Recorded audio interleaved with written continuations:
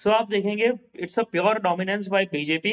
उन्होंने 27 ईयर्स के बाद ये जीता है।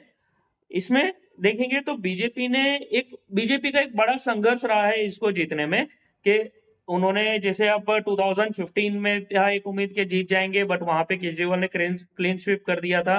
फिर 2020 में भी था कि जीतेंगे, बट क्लीन स्वीप कर दिया था। उनका 8 सीटें थी बीजेपी की। अब डायरेक्ट 8 से 48 ले गई है। That's amazing performance. 500% इंक्रीज किया है उन्होंने अपना वोट शेयर। और it's a pure dominance and it's a fantastic work by BJP in Delhi. तो इनका जो माइक्रो मैनेजमेंट था वो बहुत अच्छा था इस बार, और हर वर्ग से इनको वोट मिले हैं। Upper middle class, upper class, lower class में जो झुकी झोपड़ी है वहां से थोड़े कम मिले हैं इनको वोट। बट वहां पे वही था कि भाई फ्रीबीज एंड फ्री इलेक्ट्रिसिटी, वहां का एक डोमिनेंस जो केजरीवाल देता है फ्रीबीज के चक्कर में, वहां पे वो डोमिनेंस ज्यादा था। बट ओवरऑल देखें तो बीजेपी को हर जगह से वोट मिला है। और स्पेशली जो पेरीफेरी है दिल्ली के, जो पेरीफेरी लोकेशन है दिल्ली की, वहां पे से पूरा उन्होंने क्लीन स्वीप किया है। खाली एक जो ईस्टर्न साइड है, साउथ ईस्टर्न साइड, वहां पे थोड़ा सा केजरीवाल को वोट मिला है आपको। बाकी पूरा डोमिनेंस किया है। और वो होना भी था, क्योंकि जिस हिसाब से केजरीवाल ने डायरेक्ट ब्लेम कर दिया था कि हरियाणा वाले लोग, हरियाणा की जो बीजेपी है वो मारना चाहती है ना, ऑल दैट। तो वो जो हरियाणा के पेरीफेरी था और जो जाट वोट्स थे, जो हरियाणा के वोट थे, वो नाराज होने ही थे वो वोटर्स, इसमें कोई शक नहीं था। मैं भी दिल्ली 1-2 साल रहा हुआ हूँ, सो आई हैव सीन कि वहां पे हरियाणा की पॉपुलेशन कितनी है। तो जो हरियाणा में रहते हैं मैक्सिमम फैमिली मेंबर यहाँ पे भी है। इवन जो नायब सिंह सैनी जो सीएम है, उनका घर भी यहाँ पे है दिल्ली में। तो ऐसा ब्लेम करना किसी को डायरेक्टली बिना सोचे समझे दैट कि वहां पे जहर मिलाया जा रहा है, तो इट हर्ट्स। तो उसका भी एक नेगेटिव इम्पैक्ट उनको पड़ा है। और ऊपर से जो रीजन है केजरीवाल के हारने के, वो बहुत सारे रीजन है, यानी वास्ट रीजन है। कोई एक पर्टिकुलर रीजन नहीं है कि इसकी वजह से केजरीवाल की लॉस हुआ है। सो आप इस केजरीवाल हिसाब, तो मैं केजरीवाल बोलूं तो समझ लीजिए आप ही है, क्योंकि वो वही उसी हिसाब से ये नरेट होता है। तो आप देखेंगे जो उन्होंने जो प्रॉमिस किया था 2015 में कि यमुना साफ होगी, दिल्ली को लंदन बना देंगे, अच्छी सड़क, झुग्गी झोपड़ियां नहीं, फिर बाद में ये जो नालीज है वो सब अच्छी रहेंगी, वैसा कुछ भी नहीं हुआ। हॉस्पिटल्स, एजुकेशन, ऐसा कुछ ज्यादा वो पहाड़ नहीं टूटा उसमें जो उन्होंने प्रॉमिस किया था। एजुकेशन का हाँ वो बोलते हैं कि भाई हमने ये किया वो किया and all that, the best education minister Manish Sisodia. But ऐसा कुछ भी नहीं था। मैक्सिमम जो एग्जेजरेट करके बताया था, और वो लोकली समझ रहे थे दिल्ली पब्लिक भी कि ऐसा एग्जेजरेट है, क्योंकि काफी, अभी आप कुछ 9th स्टैंडर्ड का देखेंगे तो 9th स्टैंडर्ड में काफी बच्चे फेल हुए जो 10th में नहीं जा पाए, तो जिसकी वजह से भी लोग काफी नाराज थे कि ये इस तरह से इनके साथ हुआ है। Plus corruption, the main thing is corruption. आपको पता होगा केजरीवाल कैसे आए। केजरीवाल जो आए थे वो 2013 में शीला दीक्षित जो वहां की गवर्नमेंट जो सीएम थी दिल्ली की, उसको क्रिटिसाइज करके आए थे।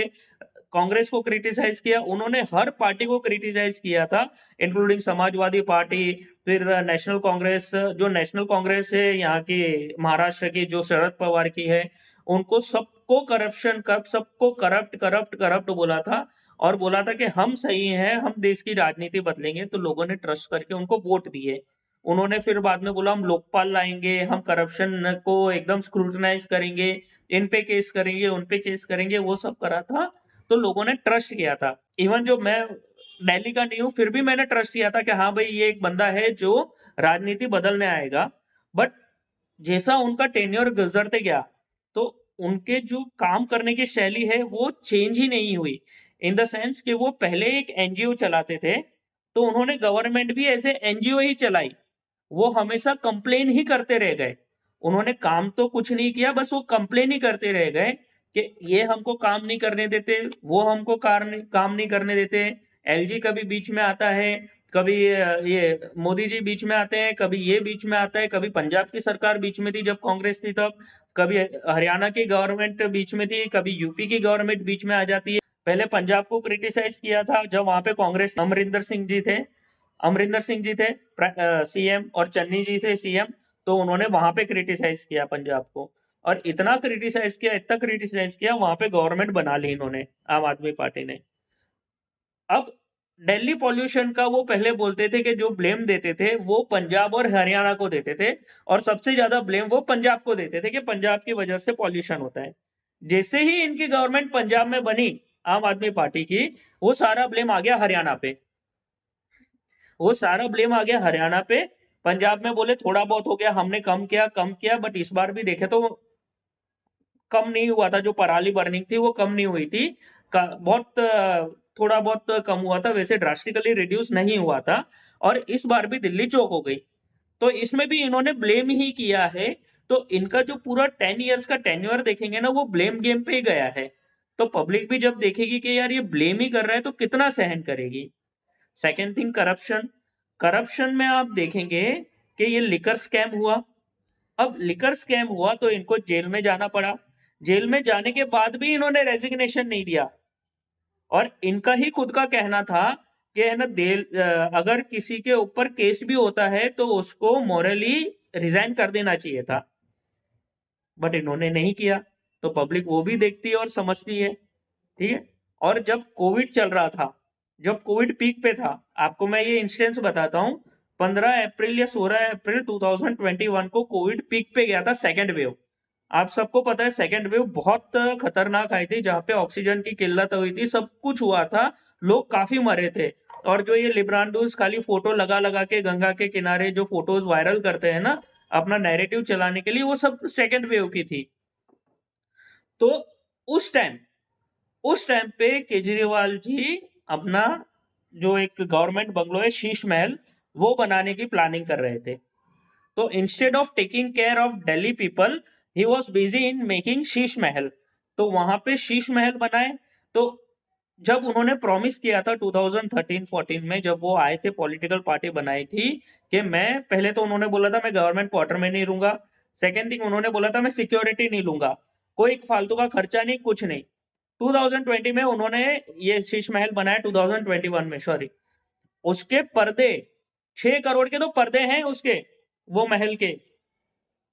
गोल्डन टॉयलेट है वहां पे। ऐसा आलीशान घर बनाया है, कारपेट वारपेट, और अंदर जाए तो मार्बल में आपका मुंह दिखे ऐसा चमकता है मार्बल। और ये सब बनाने वाले आम आदमी पार्टी की स्वाति मालीवाल जी ही हैं। तो आम आदमी पार्टी वालों ने ही बताया कि उन्होंने कितना खर्चा किया है घरों में, अपने शीश महल में। तो लोग ये भी देखते हैं कि भाई जब आप प्रॉमिस करके आए थे कि हम कुछ नहीं लेंगे, हम ये नहीं करेंगे, हम आम आदमी हैं, तो आम आदमी अपने घर के लिए 40-45 करोड़ कैसे खर्च कर सकता है। अब वो बोले कि वो गवर्नमेंट का बंगलो है, चीफ मिनिस्टर का बंगलो है। बट सर वो बनाया तो आपने ही ना, आप ही के अंडर बना वो, आपके ही वो मार्गदर्शन से बना था वो, तो आप ही का हुआ ना वो शीश महल। तो पब्लिक देखती है। तो पब्लिक को ये पसंद नहीं आया, क्वाइट ऑब्वियस नहीं आएगा पसंद। तो इस हिसाब से इनका जो ये करप्शन का चार्जेस, और जब वो दिल्ली जेल में गए थे तब उन्होंने रिजाइन नहीं किया था मॉरली। तो लोग देखते हैं और समझते हैं कि भाई ये गलत हो रहा है। और हर बार आप ब्लेम करते जाओ, ब्लेम करते जाओ, ब्लेम करते जाओ, तो ऑलरेडी लोग पक जाएंगे, सिंपल। और आपने क्या किया, आप यही सोचते थे कि भाई मैं फ्रीबीज देता हूं, मैं लोगों को वो कुछ 2100 का अभी बात चल रहा था, फ्री इलेक्ट्रिसिटी दे रहा हूं, फ्री में ये कर रहा हूं। बीजेपी ने भी कर दिया वो चीज। अब बताओ, बीजेपी ने वो 2500 कर दिया, उन्होंने भी वो फ्री बिजली कर दी। तो अब हो गया, जीत गए वो लोग। तो आप अगर कुछ पीछे आपकी स्ट्रेंथ नहीं होती है, तो आप इसी तरह से, जो आपकी आइडियोलॉजी नहीं होती, आप खाली अपोज करने के लिए गवर्नमेंट में रहते हो, एज ए एनजीओ रन करते हो गवर्नमेंट को, तो ये होता ही है, कंफर्म ये होता है, और यही हुआ। तो आप देखेंगे कि दिल्ली में आम आदमी पार्टी का हारने के रीजंस ये सब बहुत बड़े बड़े रीजंस हैं। तो अब ऐसा है कि कहीं ऐसा ना हो जाए कि पंजाब का सीएम चेंज हो जाए। ऐसा हो गया तो आम आदमी पार्टी पंजाब से भी फिनिश हो जाएगी, दैट्स फॉर श्योर। ठीक है।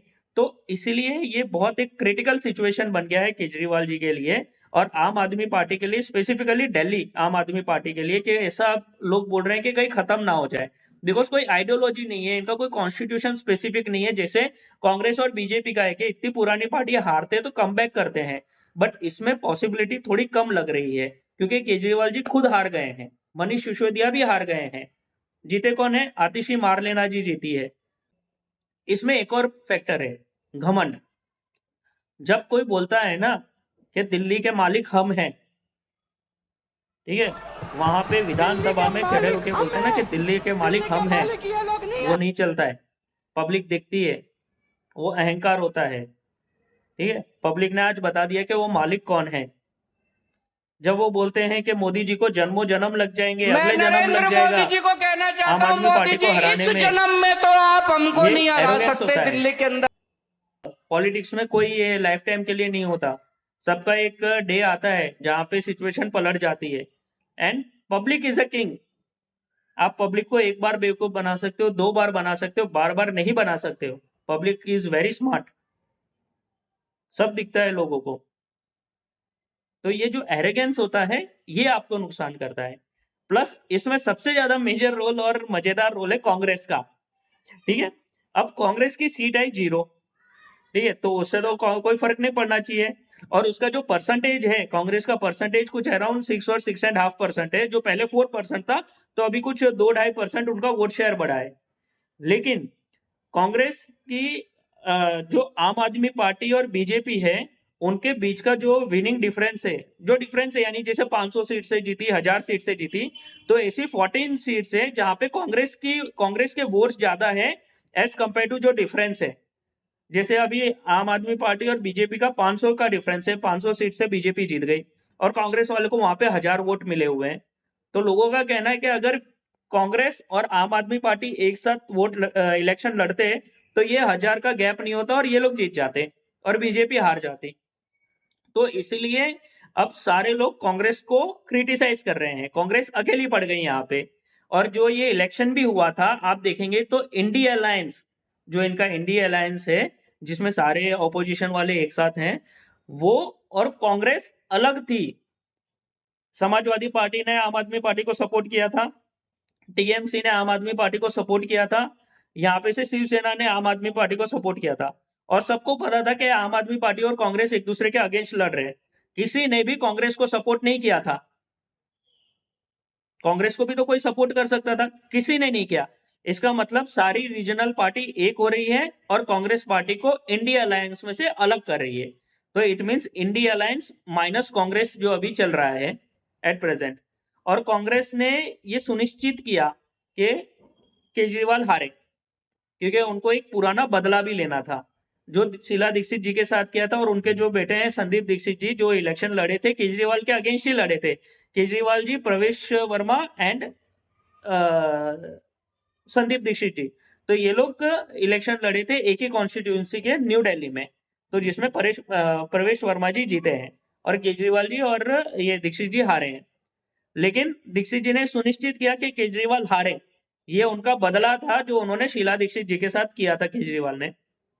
तो ये पूरी पॉलिटिक्स हुई है और कांग्रेस वाले इतने खुश है, बीजेपी से ज्यादा खुश तो कांग्रेस वाले हैं। बीजेपी से ज्यादा खुश तो कांग्रेस वाले हैं कि केजरीवाल हार गया।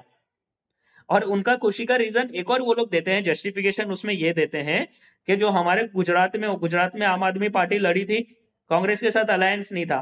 गोवा में आम आदमी पार्टी लड़ी थी, कांग्रेस के साथ अलायंस नहीं था। हरियाणा में आम आदमी पार्टी लड़ी थी, कांग्रेस के साथ अलायंस नहीं था। उत्तराखंड में भी ऐसा था। तो इनका कहना है कांग्रेस का, जब ये हमारे अगेंस्ट लड़ सकते हैं और इन सब में कांग्रेस हारी थी, तो बोले ये इनकी वजह से हम हार सकते हैं, तो हम क्यों नहीं लड़ सकते इनके अगेंस्ट। कांग्रेस का ये रीजन भी वैलिड है कि जब आम आदमी पार्टी फॉलो नहीं कर रही है अलायंस को, तो ये क्यों करे। ऑल्दो इनका अलायंस था भी नहीं उस टाइम, ये खाली लोकसभा के पहले ही बना है अलायंस। तो बट हरियाणा में तो अलायंस बनने के बाद था, तो भी ये लोग अलग अलग लड़े। तो उसमें कांग्रेस का जस्टिफिकेशन ऐसा है। बट इसमें कुछ भी हो, खुशी कांग्रेस वालों को बहुत ज्यादा हो रही है। और ये कांग्रेस का रिवाइवल भी हो सकता है, क्योंकि कांग्रेस बीजेपी के अगेंस्ट अच्छा लड़ती है एज कंपेयर टू कांग्रेस जो रीजनल पार्टी के अगेंस्ट लड़ेगी। और रीजनल पार्टी के अगेंस्ट लड़ने में ऐसा ऑब्लिगेशन भी आता है, जैसा इस टाइम आया कि आपके अगेंस्ट हो गए तो सारी दूसरी पार्टीज भी अगेंस्ट हो गई।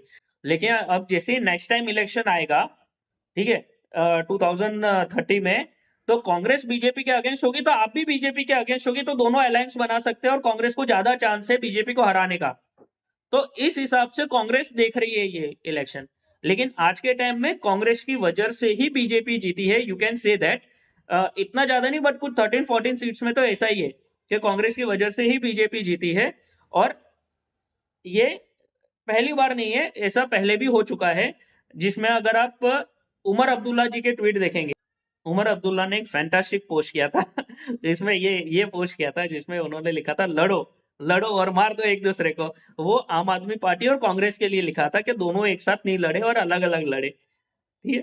और दूसरा बीआरएस, जो तेलंगाना की पार्टी है, जिसमें बीआरएस के जो लीडर है, उन्होंने एक वीडियो पोस्ट किया था, जो उन्होंने पहले किया था 2024 को, उसको उन्होंने रीपोस्ट किया कि कांग्रेस ही रीजनल पार्टी को हराती है, ऐसा। तो कांग्रेस के अगेंस्ट सारी पार्टीज एक हो रही है, रीजनल पार्टीज। तो ये कांग्रेस के लिए भी चिंता का विषय है कि जो ये लोग कर रहे हैं उसमें ये लोग ही फंस रहे हैं आगे जाके। बट कुछ भी हो, बीजेपी जीती है, ये एक अच्छी बात है। लेकिन अब बीजेपी के पास चैलेंजिंग बहुत हो गया, चैलेंज ये बहुत बड़ा चैलेंज हो गया, क्योंकि उनको अब यमुना साफ करना है। जो 3 साल में बोला है वो 3 साल में उनको करना पड़ेगा। वहां पे जो नालियां हैं बहुत गंदी, यार दिल्ली में ना बहुत गंदगी है, फ्रेंकली स्पीकिंग बहुत ज्यादा गंदगी है दिल्ली में। हमेशा कचरे के ढेर रहते हैं, गंदी गंदी नालियां रहती है, हमेशा स्मेल आता रहता है। और रोड्स तो है ना बहुत बेकार रोड्स हैं दिल्ली के, और कंजेस्टेड तो हद से ज्यादा, और पूरे टाइम ट्रैफिक रहता है उधर। तो उनको ये सब चीज ठीक करना पड़ेगा, बीजेपी को ये करना ही पड़ेगा, अदरवाइज नेक्स्ट टाइम भूल जाओ, नेक्स्ट टाइम भूल जाओ, नहीं हो सकता। तो ये एक बहुत बड़ा चैलेंज आ गया है बीजेपी को। अब देखते हैं आगे किस हिसाब से है, but the good news is BJP has won Delhi election. और जो इनका जर्मन शेफर्ड है, उसको तो मैं भूल ही गया था जो इनका जर्मन शेफर्ड है, वो अभी कब से दोपहर से भौंक ही रहा है, एकदम बिलबिला गया है, वो तड़प रहा है, लोगों को है ना यूट्यूब में कमेंट कर करके ज्ञान दे रहा है, और अपनी फ्रस्ट्रेशन निकाल रहा है ये। और बोल रहा है कि 2.5 साल से आम आदमी पार्टी को काम करने नहीं दिया। अरे भाई क्या काम करने नहीं दिया? इसने, केजरीवाल ने, जो अभी लास्ट विधानसभा था तब उसने ये वो नियम बनाया था कि मैं हर महीने जो लेडीज है, वुमेन है, उनको 1000 रुपीज दूंगा। एलजी ने उसको क्लियर कर दिया था, कहा है 1000 रुपीज नहीं आया था। तो भाई काम करना हो ना तो काम हो जाता है, शीश महल बनाना काम हुआ ना, काम करना हो तो वो हो जाता है, बट वो नहीं हुआ तो नहीं किया लोगों ने। बट ये जो जर्मन शेफर्ड है और अपने आप को ये बोलता है कि मैं न्यूट्रल हूं, मैं किसी पॉलिटिकल पार्टी का नहीं हूं, और अब ये है ना सबका, अभी क्या लैंग्वेज यूज करूं मैं आपके सामने, बट ये इस तरह से कर रहा है हरकत। So German shepherd is just a political tool, nothing else. ये एक अंधभक्त है, German shepherd is its himself is a अंधभक्त, नथिंग एल्स। जो कोई एंटी बीजेपी दिखेगा उसका जाके ये, उसके साथ जाके ये अलायंस कर लेगा और उसके लिए भोगने लगेगा यूट्यूब पे, और कुछ नहीं करेगा, इसका और कोई काम नहीं है, ठीक है। तो ही इज जस्ट एन अंधभक्त, नथिंग एल्स। अच्छा, अब एक और न्यूज आई है, वो आई है उत्तर प्रदेश से, जो वो एक फैंटास्टिक न्यूज है कि मिल्कीपुर बीजेपी जीत गई है with more than 50,000 margin. 50,000 plus vote ज्यादा मिले हैं बीजेपी को जो दूसरे कैंडिडेट है उससे। और वो दूसरा कैंडिडेट कौन है, और मिल्कीपुर कहाँ पे आया? मिल्कीपुर आया अयोध्या में, ठीक है। और जो कैंडिडेट था समाजवादी पार्टी का, अवधेश प्रसाद, जो एमपी है फैजाबाद के, जो जिसमें अयोध्या भी आता है, उनका बेटा वो लड़ा था समाजवादी पार्टी की सीट से समाजवादी पार्टी की तरफ से मिल्कीपुर से, और उनके अगेंस्ट से बीजेपी के जो एक कैंडिडेट है, और बीजेपी उसके अगेंस्ट 50,000+ मार्जिन से जीती है। तो बीजेपी ने अयोध्या फिर से जीत ली है। तो जो बोलते थे ना कि अयोध्या के राजा हैं, और जो वो टॉन्ट मारते थे, सब धराशायी हो गया, सब धरा का धरा रह गया, ठीक है। ये है रियलिटी। और अयोध्या के भाई असली राजा तो श्री राम ही है, और कोई नहीं है, ठीक है। तो अभी भी होपफुली उनको पता चल गया होगा कि क्या है रियलिटी। सो इस तरह से आज का दिन पूरा गुजरा है दोस्तों। मैं कल फिर आऊंगा, कल मैं एक वीडियो लेके आऊंगा कि महाकुंभ में जो महाकुंभ के अगेंस्ट प्रोपोगेंडा चल रहा है, महाकुंभ के नाम पे जो हेटरेट फैलाते जा रहे हैं ये लिब्रांडोज लोग, वो मैं आपके सामने लेके आऊंगा, वो सच्चाई लेके आऊंगा कि कैसे ये हेट फैला रहे हैं कल। तो आप मुझे प्लीज मेरे चैनल को लाइक करिए, सब्सक्राइब करिए, बेल आइकन दबाइए, मेरा वीडियो आते ही आपको पता चल जाएगा।